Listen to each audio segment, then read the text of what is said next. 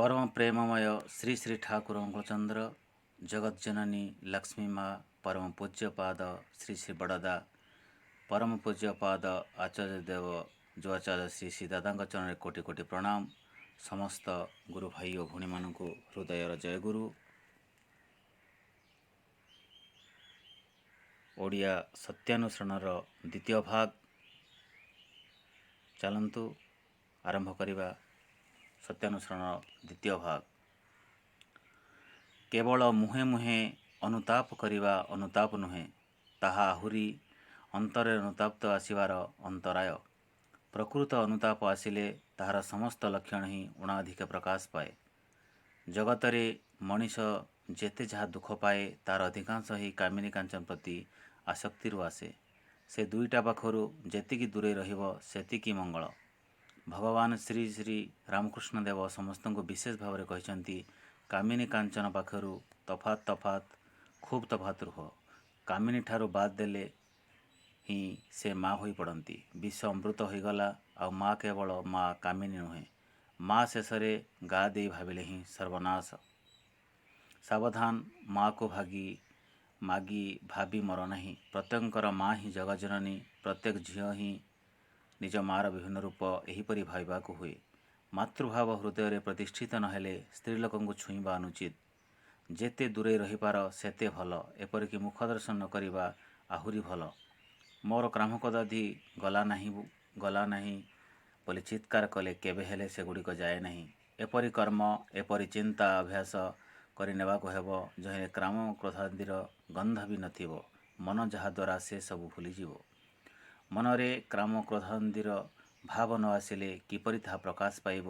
उपाय उच्चतर उदार भाव निमज्जित रहिबा। सृष्टि तत्व गणित विद्या रसायन शास्त्र इत्यादि आलोचन कामरीपुर दमन हुए। कामिनी कांचन संबंधी जेकोसी रकमर आलोचना ही सेप्रति आसक्ति आनी दे पारे। से सब आलोचनारू जेते दूरे रही पारिबे सेते भल। संकोच ही दुख एवं प्रसारण ही दुख। जहिरे हृदय दुर्बलता आसे भय आसे तहिरे आनंदर अभाव आउ ताहा ही दुख। चाहिबाटा न पाइबा ही दुख। किछि चाह नहीं, सब अवस्था राजी थाओ। दुख तुमर करिवो कौन। दुख काहारी प्रकृतिगत नुहे, ताकू इच्छा करले ही तोड़ी दिया जाई पारे।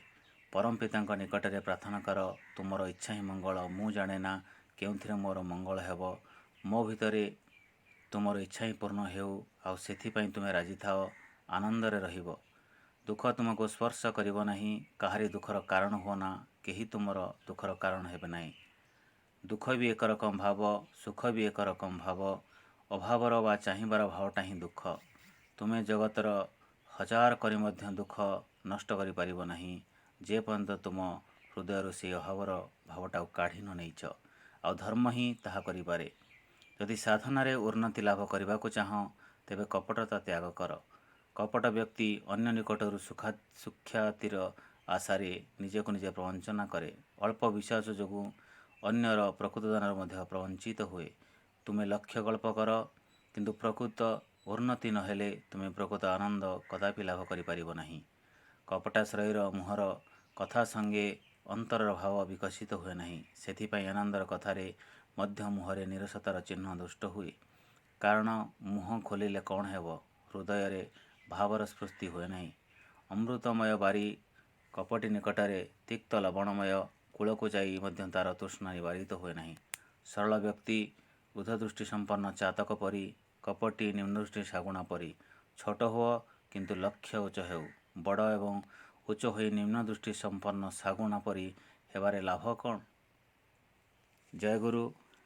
आहुरी अनेक वीडियो पाए चैनल को सब्सक्राइब करंतु, लाइक करंतु और बेल आइकन को दबाइंतु, जहाद्वारा आम पुणी आउथरे आपणक सम्मुखरे यार तृतीय भाग नहीं यथाशीघ्र उपस्थित हेबु। जय गुरु।